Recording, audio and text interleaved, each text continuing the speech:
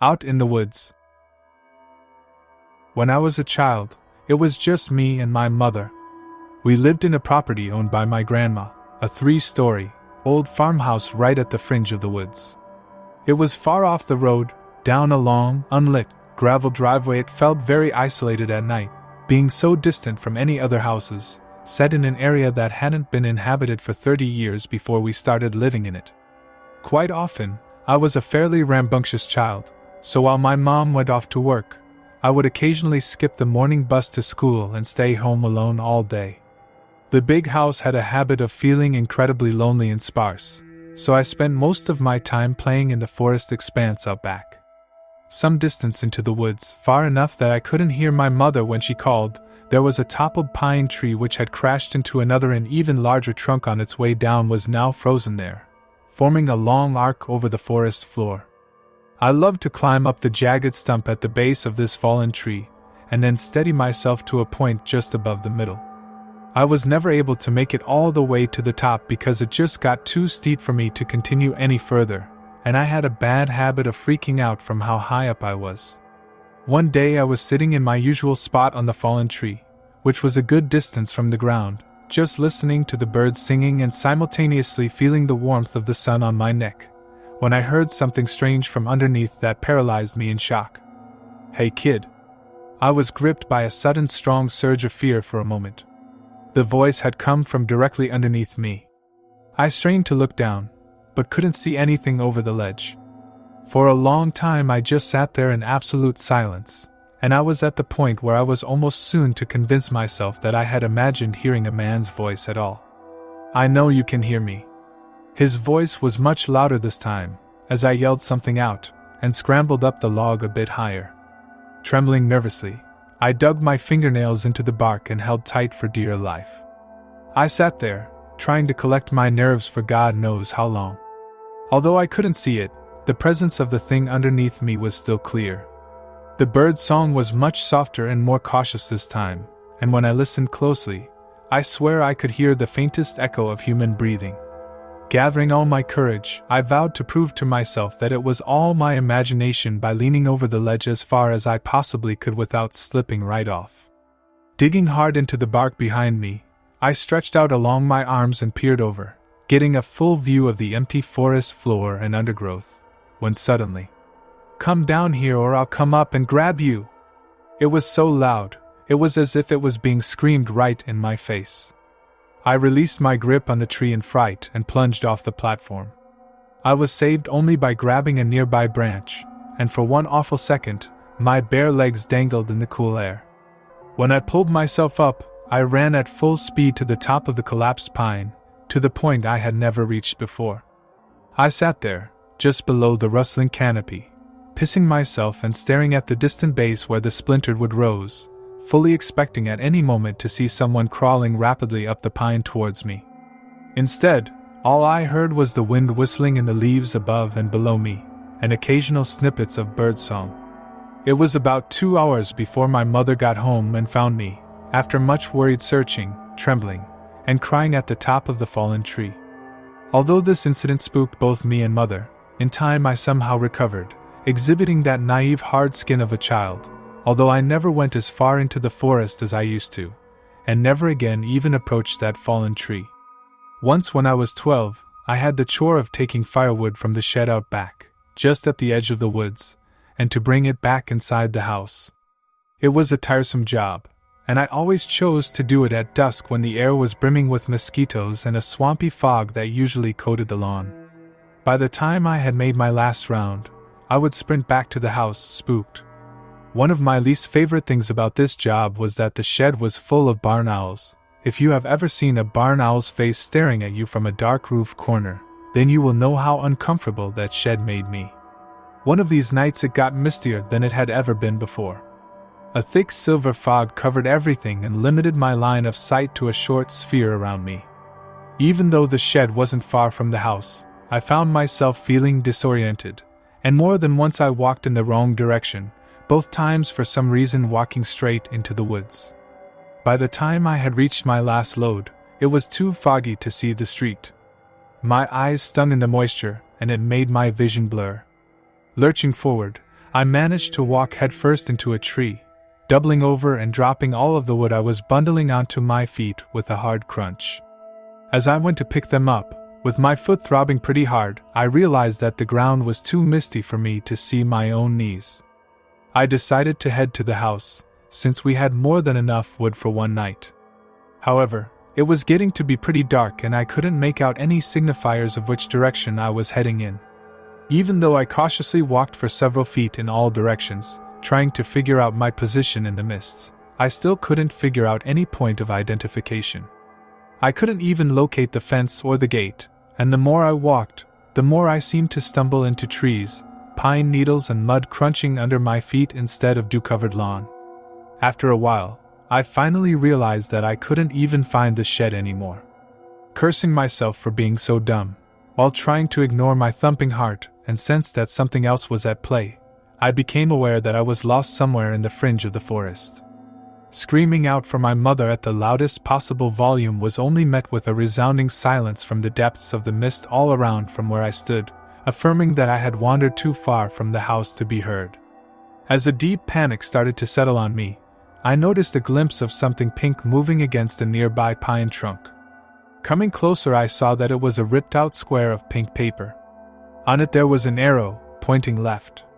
Looks vaguely like something my mom might make, I rationalized, to keep me from getting lost. So, foolishly, I followed the direction set by that green arrow, shivering in the increasing cold. I kept walking for about 5 to 10 minutes before needing to stop to take a breath. My heart was pounding so fast, it was beginning to hurt. As I was sitting down, however, I spied what appeared to be another note fluttering on a nearby trunk. I noticed that this one was embedded with a long nail. It bore another arrow, this one pointing up, and a small, sloppily written note that said this way. Despite my increasing panic, I convinced myself that these notes were my only shot at getting back before nightfall. I was desperate to get the hell out, and my brow was cold with sweat.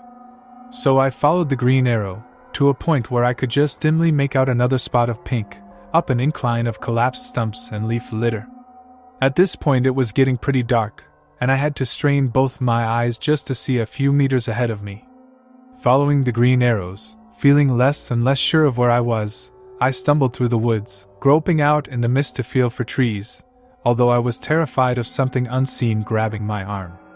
I came across the third green note, which had another arrow pointing up again, this one led to an increasingly steep slope that I didn't recognize being anywhere near my house, and with a poorly drawn smiley face right above it.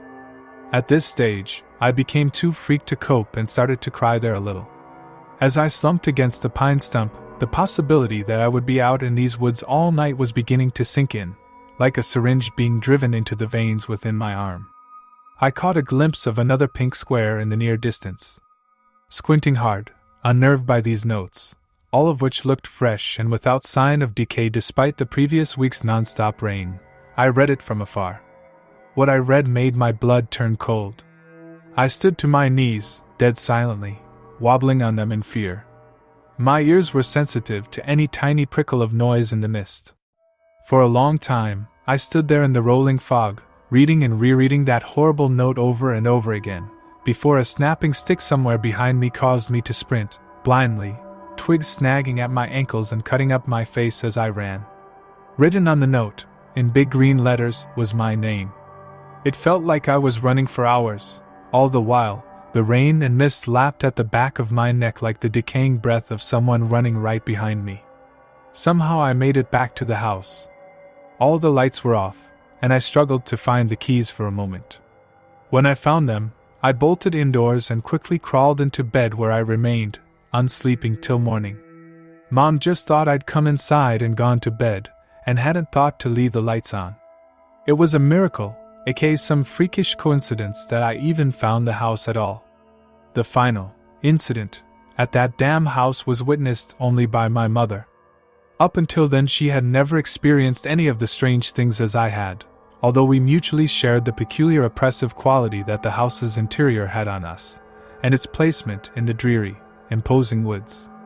Although I was obviously never a popular kid, by living way out in the country in the opposite direction from everyone else at my school, I did make some tight friends in my first year of high school. One of these friends, Amanda was her name, invited me over one night and I accepted. My mother drove me out to the place, which was about 3 miles away, then drove back home. The night went well. We watched a horror movie, suitably, devoured some pizza and probably smoked a little pot. My mother went home alone where she intended to get some writing done. She worked for a magazine at that point. It was about midnight when I received an off-putting text from Mom in all caps. "Is this a prank? I need to know immediately." Thinking it was some kind of joke, I texted back, "Calm yourself, is what a prank?" Almost immediately the response, "Are you at the house?" Of course I responded, "No," though I was thoroughly weirded out. I didn't receive another message until around 3 a.m., when she told me to go to my grandma's in the morning and to not, by any means, dare go home. I remember those bleak torrents of rain the day I went to my grandmother's, and how terribly soaked I was when I finally got there. It was nearly 2 towns away. I'd had to fight the temptation to go home and drop off my bags, but Mom's disturbing messages from last night were enough of a warning not to do so. When I arrived, Mom and Grandma were having lunch. At first, my mother seemed to be in some sort of a composed state, but when I got a better look at her, I noticed that all of the color had drained from her face and she was slightly trembling. At one point she even sent a small glass crashing to the floor after flinching at the cat brushing around her ankles. It wasn't until later that night, when my grandma was sound asleep, that she told me what happened.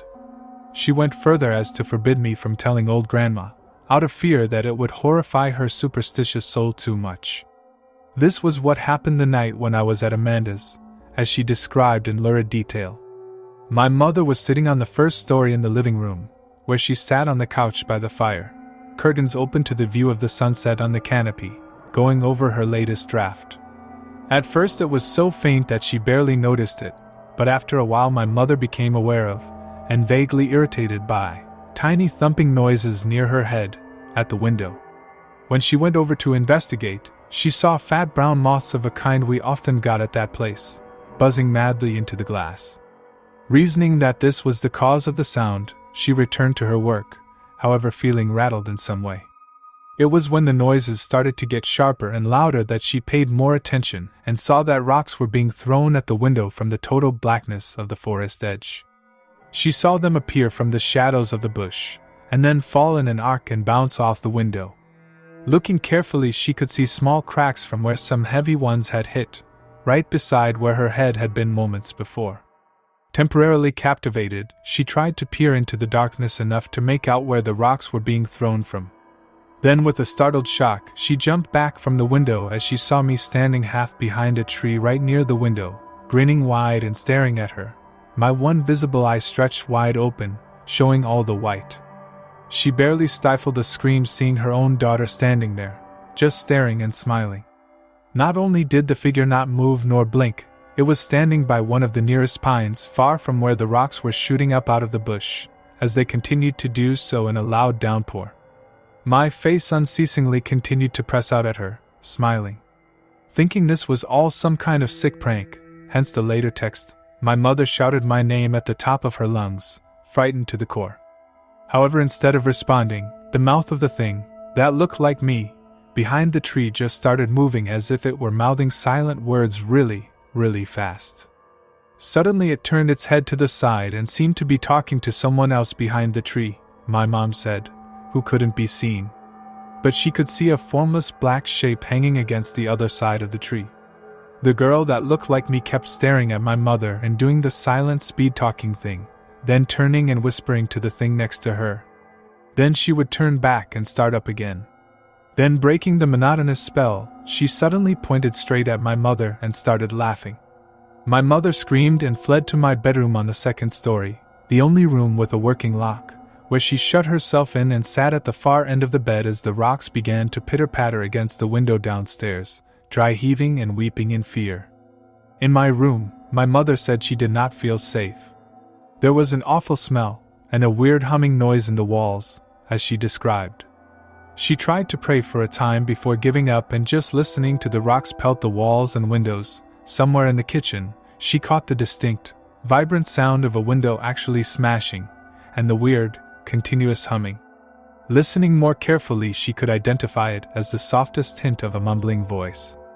In absolute horror, she recognized the voice and then, virtually too afraid to look, she tilted her head up to the closet door where an awful white face could be seen staring right at her, mouth contorting and gaping in what sounded like highly sped-up whispering. The closet door was only a meter from my mother. It started to open slowly. In an unimaginable explosion of terror, she immediately bolted to the door, only to fumble with the lock as bigger and bigger rocks came crashing through the window, which burst apart in a spray of glass shards, before finally getting out, running out of the house, completely keeping her eyes off the woods, getting into her car and driving off. She said that as she glanced back, right at the end of the prolonged drive, she saw two unmistakable human forms standing at my broken bedroom window, watching as her car got further and further away from our house. This would be their final farewell, as my mother never stepped foot in that place again. As my mother told this story, she broke down into tears. I didn't doubt her, and I still don't. I honestly and fully believe that she experienced what she says she did. It was also quite clear that we were done living in that house for once, and for all. I only went back once, with my dad, who I see very rarely now. He came from another state to help us move. Mom had already found a place in town and moved in. My dad and I just loaded up his truck with all that was left inside there. It was a silent, sunny morning when we removed all the stuff and emptied the place. I wish I could say there was some closure, some final spooking to cap it all off, but there wasn't. It was just a relief to be out of there. There are, however, only two things left worth mentioning. 1. When we checked the house for any signs of intruders, we found that several windows, including one in my bedroom and the kitchen, had been smashed and rocks were lying on the floor. 2. Dad went out into the trees for a bit to take a leak. When he came back, he asked how long we'd had the swing set for. Needless to say, we'd never had a swing set, so I was fairly unsettled to discover that in the weeks since we'd been gone, someone had assembled a rope swing set from one of the highest branches of the old pine over the ridge, against which was the fallen log I'd stopped climbing many years ago. It was obviously new rope, and a nicely polished, sanded down wooden seat at the base. Dad, wanting to keep my mind from recent events, he doubted the affair and thought my mother was mentally unstable, said that a neighbor probably set it up, not realizing it was on our property. Of course, he knew as well as I did that we had literally no neighbors for at least a mile in any direction. There were no houses in all that space, and never in my time living there did I ever see any other signs of human habitation. But I let it all go and was pleased enough just to say good riddance to that horrible place as we drove off for good. For the most part, I found it best to try and forget what happened at that place. Sometimes I just can't help but ponder it, though. It's been long enough now that I no longer feel scared talking about it, but for a long while I couldn't. Seeing as it is Halloween, what better time to share? My grandma just recently sold the house to a new family, that being a young couple and their little son, shortly after we moved out, despite my mother's desperate insistence that it be left empty. Now she refuses to talk about what happened altogether. I'm less anxious about it, although sometimes I can't help but let my imagination get the better of me. All I can do is think of that old house, the fallen down tree, the new occupants, and the swing out back, gently spinning in the breeze as that little boy toddles obliviously towards it.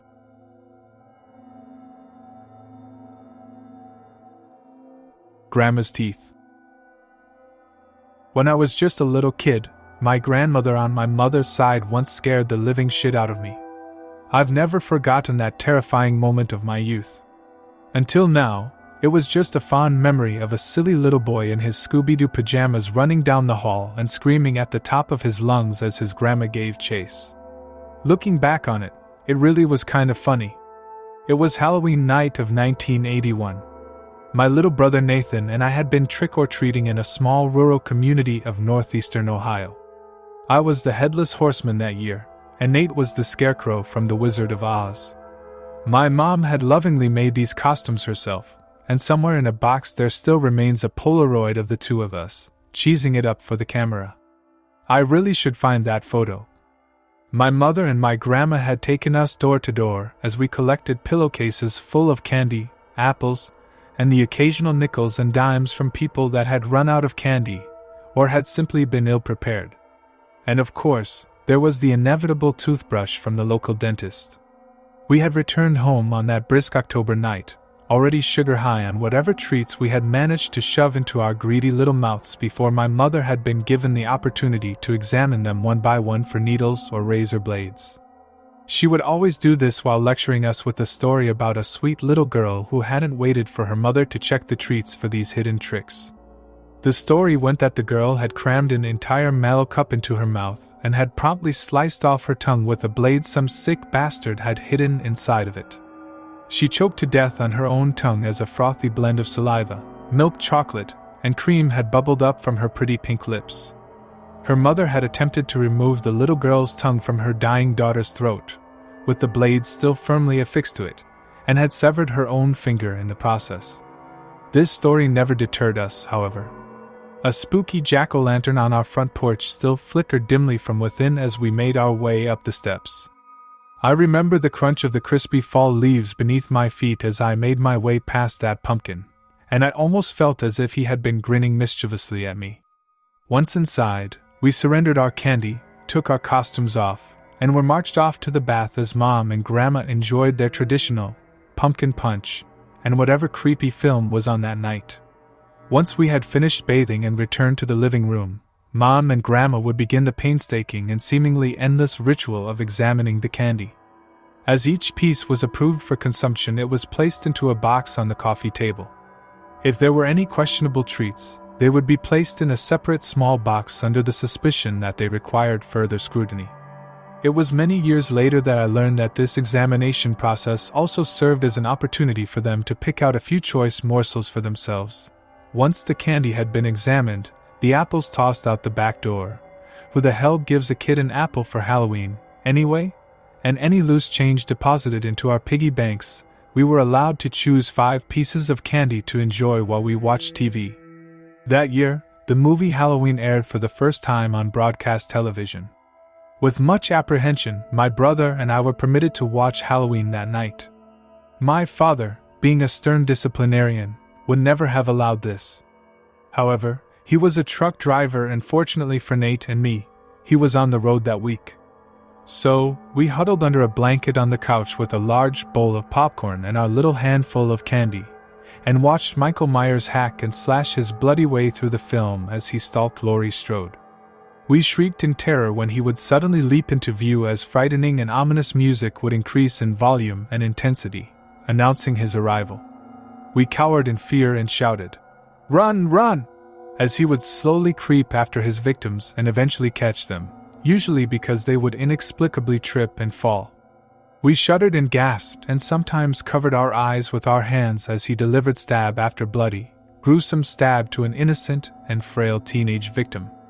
When the film had concluded, Mom had asked us if we were scared. Of course, we said we weren't, but all the same, we both knew we would sleep with a night light on that evening.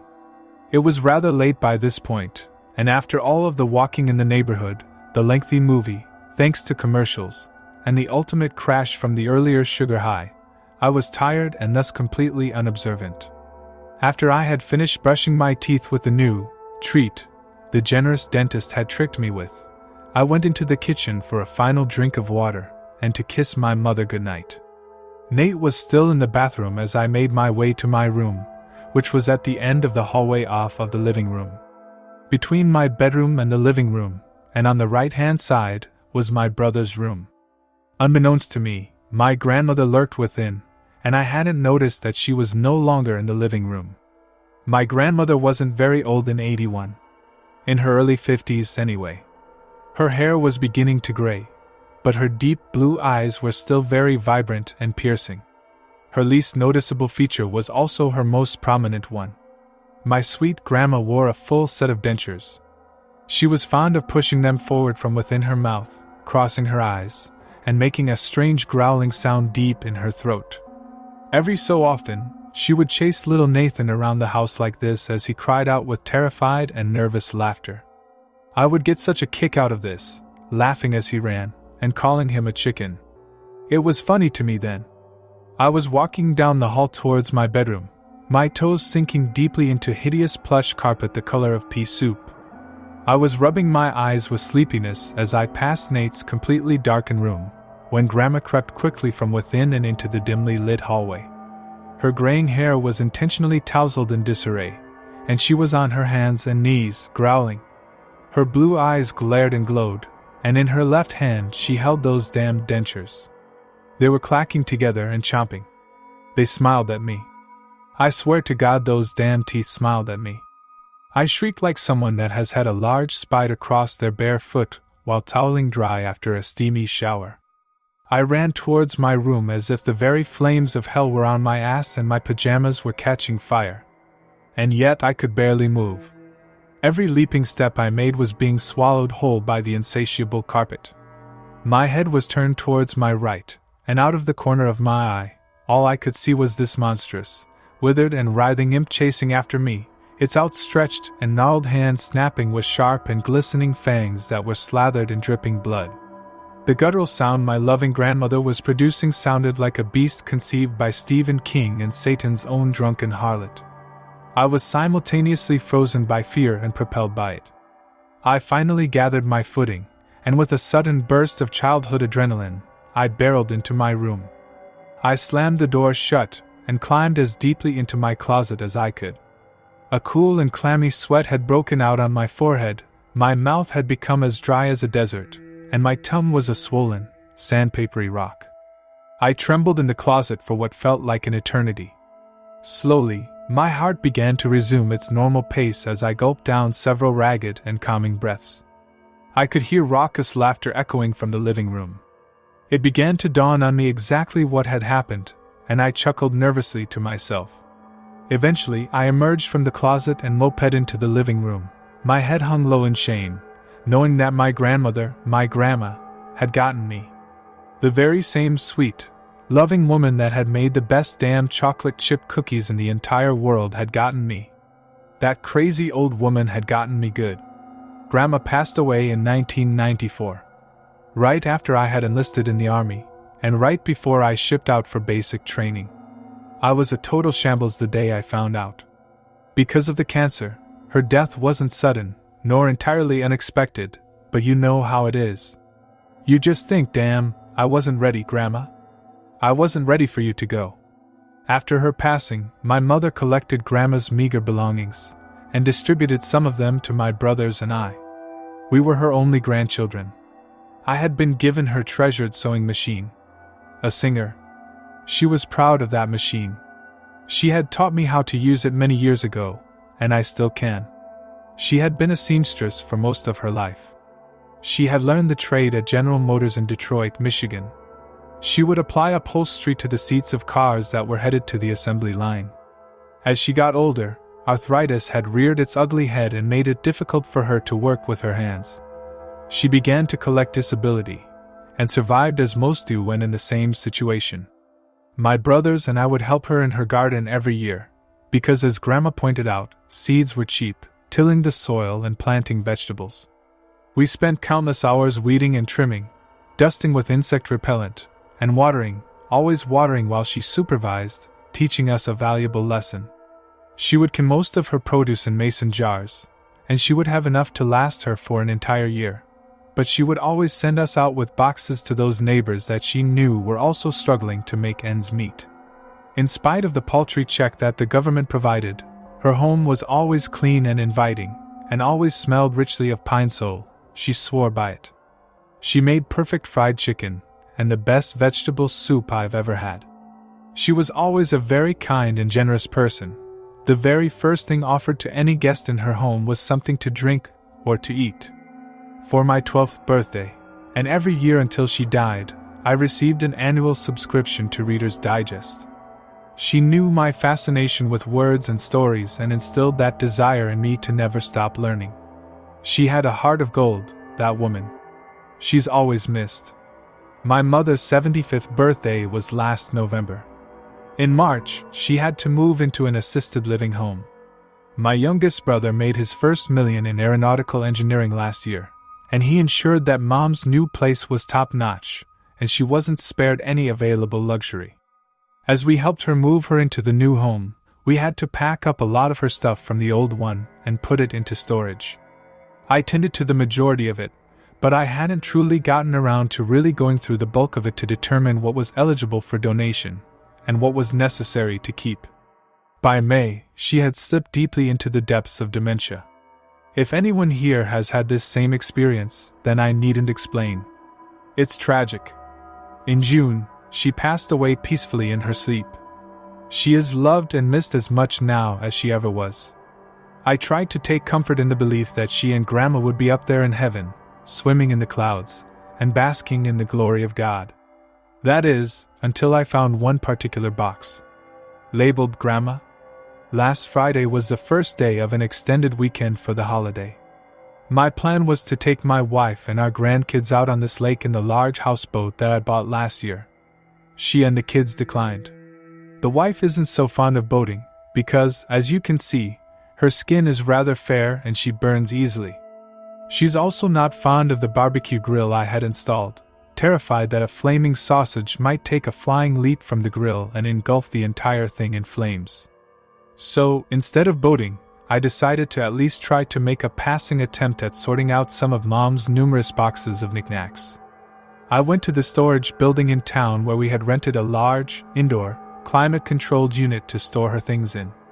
Thank God for small favors, it was over 100 degrees that day. I had picked up a rather heavy box laden with some old Precious Moments figurines, and when I did so, underneath it I saw another box. The one labeled Grandma. I carried it over to a dusty, rose-colored recliner and sat it down on the floor. I eased down into the chair and leaned over to examine the box. It had originally held a window-type air conditioner. Not a very big box, but somewhat bulky. I reached into my pocket and removed my small knife. It was a Gerber that Nathan had given me as a best man's gift at his wedding. I keep it oiled and sharpened. Everyone should carry a good pocket knife. I slid the blade along the gap between the upper flaps where the tape held them together, and pulled them back. Inside, I found quite a few interesting items. I found Grandma's old King James Bible, with our family tree hand-drawn and labeled in the very front. Little slips of paper with verses and notes were scattered within the pages, as well as a few $5, $10, and $20 bills. I had to smile at that. Those bills were surely intended for her grandkids, to be slipped into a card and mailed along with a gift she had either made or purchased with her limited income. There were some framed photographs, some yellowing, but still clear and discernible. There were several documents, like her birth certificate, and an Employee of the Year award that was embossed with a gold General Motors logo. At some point, she had gotten it laminated. I was gathering up some of those papers when I saw the top of a familiar item that seemed oddly out of place. It was the top of a mason jar. Perplexed, I reached down and gingerly plucked the jar out of the box. It made an audible slosh as I removed it. I damn near dropped it when I saw what was inside. Grandma's dentures. I snickered to myself as I peered at those gleaming white teeth inside. I thought, damn it, Grandma, you've gotten me again. I sat the jar aside on top of a cedar dresser that had seen better days.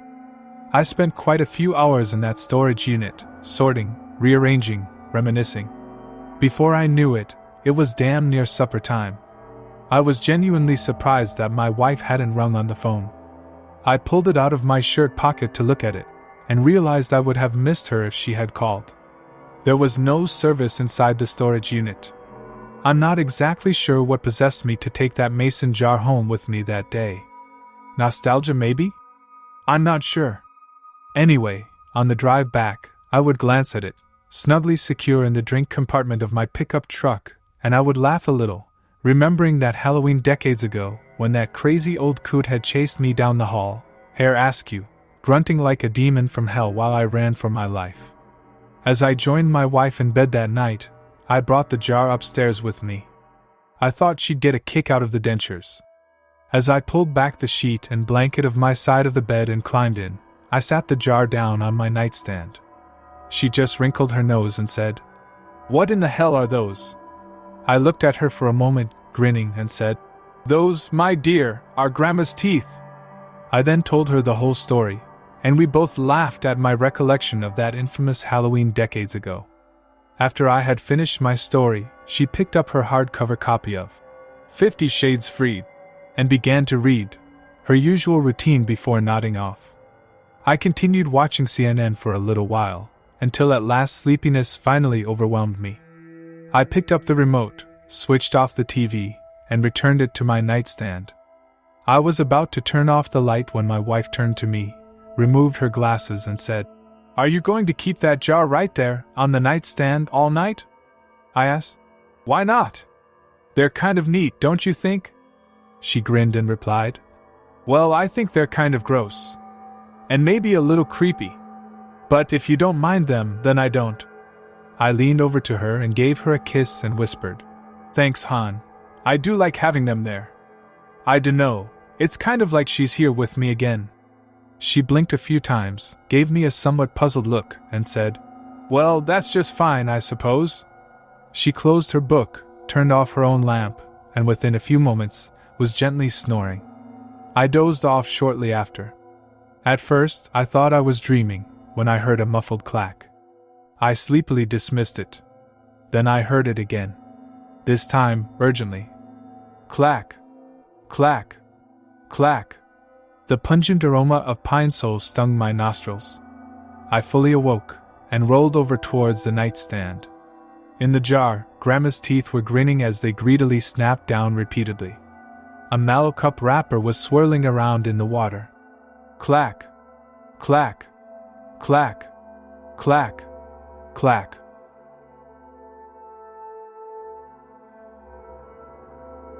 Be home by midnight on Halloween night. Growing up, my dad would tell me scary stories, ones he claimed he experienced during his childhood. His stories would both fascinate and terrify me. As I grew older, the stories he would share became less frequent until they eventually came to an end. Maybe because I stopped believing. I had come to the conclusion that in a fun-twisted way, he was just finding enjoyment by filling my young imagination with haunted visions. However, after a recent trip home, my mind has been changed. I believe him, and think his childhood stories are more rooted in reality than I would like to admit. Earlier this month, I returned home from college for a quick weekend visit with the family. I was sitting on the living room couch, and my dad in his cozy recliner. We were flipping channels when we stopped on one of the Nightmare on Elm Street movies. That's when I asked him if he remembered the scary stories he would tell me as a kid. I was expecting a smiled response, but to my surprise, he seemed oddly serious. I chuckled out loud at his reaction, but with a straight face, my dad looked directly at me and said everything he once told me was the truth. We continued to talk, and he reminded me that his family had moved to a small town in Mississippi when he was about 8 years old. The house across the street was vacant, boarded up, and he would quickly come to discover it was haunted. It was 2 stories and sat tilted like it could collapse at any moment. His parents would warn him to stay away, but that did not stop his curiosity. It was not until several years later that the house was demolished, mysteriously leaving behind only the front wooden staircase and a stone-covered well on the now eerie open field property. He thought that once the house was gone, things might be normal. He had experienced enough strange encounters, firsthand, and also through stories his group of young friends would share amongst each other. But he said it wasn't just the house, nor the oddities that took place in his neighborhood, but the entire town he grew up in was far from ordinary. The more I listened to him talk, the more I started to believe again. I asked him to tell me one of his many Halloween stories. He obliged, asking if I remembered the one about the disappearance of his best friend Jake, an event that still haunts him to this day. My parents would never let me go out trick-or-treating alone, even in high school, and I remember this caused me quite some embarrassment with my friends. I joked with him, saying all he did was shelter me from having adolescent Halloween fun. "You can blame my apocalypsychosis," he responded. I had never heard that word before, so I asked him what it meant. Sounded like something he made up. "Google it," he said. "Believe it or not, there's a phobia for everything.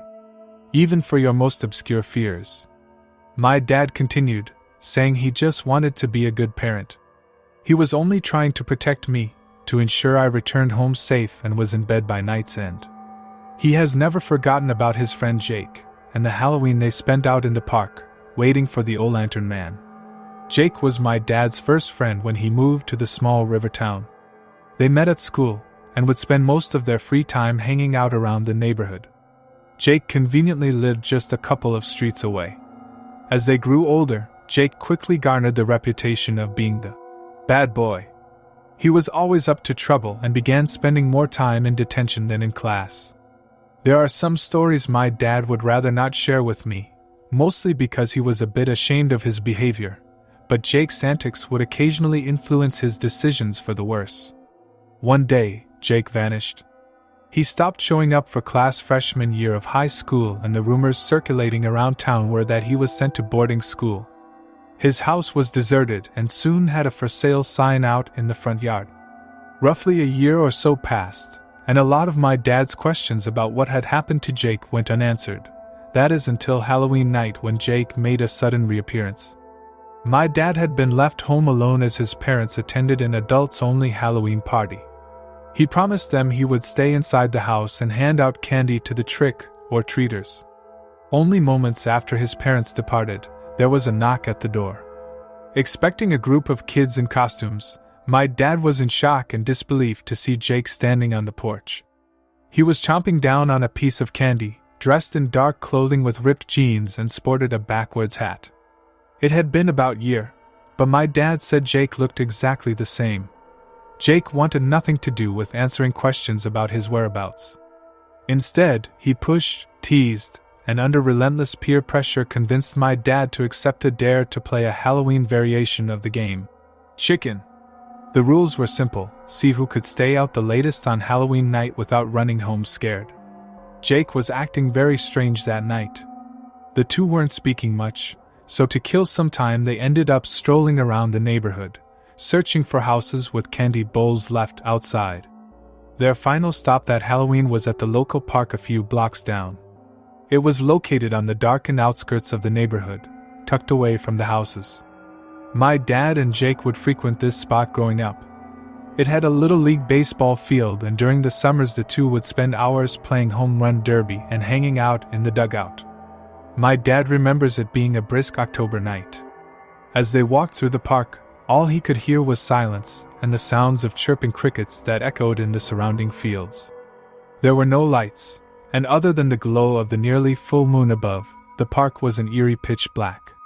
My dad kept wondering how the night would end. He tried thinking up several ways to scare Jake, determined to bring an end to the stupid game of Halloween Chicken, but nothing clever came to mind. It was going to take more than jumping out from behind a corner to send Jake running in fear. The two arrived at the baseball field, only spending a few minutes sitting on the steel dugout bench before Jake stood up and began pacing back and forth. Something visibly had him on edge. My dad continued to press Jake for an explanation, to answer why they were sitting out in the cold, why Jake had come back so suddenly, on Halloween of all nights. When Jake noticed my dad was wearing a wristwatch, he became obsessed with asking for updates regarding the time. He first asked around 11 p.m., followed by the same question almost every 5 minutes thereafter. Finally, my dad said enough was enough. Jake was driving him insane. He grabbed Jake by the shirt collar and pressed him up against the dugout fence. One last time, my dad demanded answers, but Jake remained silent. That's when my dad finally gave up and decided it was time to go home. To this day, he is still haunted by some of Jake's final words. As he took his first step outside the dugout, he heard Jake begin to softly speak. "Be home by midnight on Halloween night, or the old lantern man will sense your fright. For all bad souls who are not in bed, old lantern man will snatch your head. And with your head he will cast a spell. A pumpkin you shall be, from now until next Hallows Eve." "He's real!" Jake shouted. "He's not some stupid folklore Halloween tale to scare us. The warnings are true. I have seen him with my own 2 eyes. I swear to God, old lantern man is real." My dad admits his emotions caught up to him. He was freaked out by Jake's odd behavior and his urban legend warning. He did not know what to believe, and it was late. He knew he should be home, not out alone in the park. Rather than encourage Jake's bizarre behavior, my dad decided to say goodnight and continued on his way. Jake yelled out, requesting one final update for the time. My dad glanced at his watch. It was midnight, but this time he decided not to answer. He was only a short way up the gravel path when Jake let out a horrified gasp. My dad turned around and could see Jake pointing out in the direction of the outfield grass. "Do you see it?" Jake whispered out loud. My dad peered out into the surrounding darkness and in the distance could see a faint, flickering light. He stood still, watching, as the mysterious glow moved closer. Attempting to get Jake's attention, my dad shouted out several times that it was time to leave. But Jake was stuck in a trance, continuing to mumble the warning out loud. "Be home by midnight on Halloween night, or the O-Lantern Man will sense your fright. For all bad souls who are not in bed, O-Lantern Man will snatch your head." The light shined brighter, moving closer with each passing second. My dad was frozen in fear, blinded by the orange blaze. It was now just outside the dugout, directly in front of Jake. A loud and high-pitched crackling laugh echoed through the park. In a sudden moment of awareness, Jake began to run for his life. My dad says it was hard to see who or what was hiding behind the light, but he caught a glimpse of what looked like a fire-lit jack-o'-lantern, carved out with an evil, sinister face. The two friends ran together side by side as fast as they could, away from the park and back into the neighborhood. My dad, who was quicker than Jake, continued speeding ahead. As my dad approached the porch of his house, he could hear Jake screaming in the distance. But at the moment, he could only think for his own safety and barreled his way into the house, locking the door behind him. He called out for his parents, but they were still gone. He was alone. He debated calling the police, but before he could make any rational decisions, there was a loud thud at the door. He could hear Jake screaming for help. My dad raced down the stairs, towards the front door, but the loud cries quickly became a disturbing silence. Nervous to unlock the door, he shouted out several times for Jake to respond, but there was no answer. Mustering up the courage to slowly crack the door open, my dad peeked outside. He glanced around, and was suddenly shaken by yet another mysterious discovery. On the porch, piled on top the welcome mat, was a dark shirt, ripped blue jeans, a pair of empty shoes, and a baseball hat. He recognized them as Jake's belongings, the same exact items he was wearing that Halloween night, and hidden underneath the clothes was a giant orange pumpkin. To this day, my dad is still unsure if it was a well-thought-out prank, or if he and Jake had indeed encountered some kind of evil entity that Halloween. But one thing my dad does know for certain: he never saw Jake again. I jokingly teased my dad about the O-Lantern Man story, and I tried to get him to admit the absurdity of the urban legend, but he held on to his truth. He insisted that the more he thought about it, the more he believed Jake was genuinely scared that night, that something terrible had happened to him, something unexplainable. I asked him about the pumpkin, the one he found on his porch hidden beneath Jake's stuff. What happened to it? If he believed the urban legend to be true, did he save the pumpkin thinking it could be Jake? My dad said he left everything outside that night. He was so scared, he locked the door and ran straight to his room to hide in his bed. In the morning, his parents asked him what happened to the front porch. They seemed upset, and my dad played dumb, hoping that maybe it was all just a nightmare.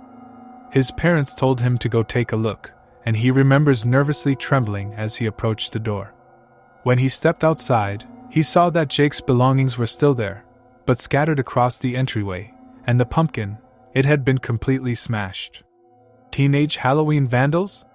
Possibly, he thinks. Or if you choose to believe the urban legend, maybe the O-Lantern Man returned to ensure that a bad soul like Jake would never be coming back to celebrate Halloween ever again. Because for Jake, Halloween was never about trick-or-treating, carving pumpkins, dressing up in costumes, or watching scary movies. His idea of Halloween fun was giving in to the impulses of mischief, causing trouble, disobeying his parents, and staying out past midnight.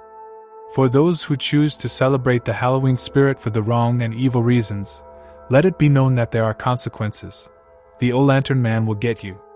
Apocalypse and Posis. My dad says again. Only this time he tells me what it means. It's the fear of turning into a pumpkin.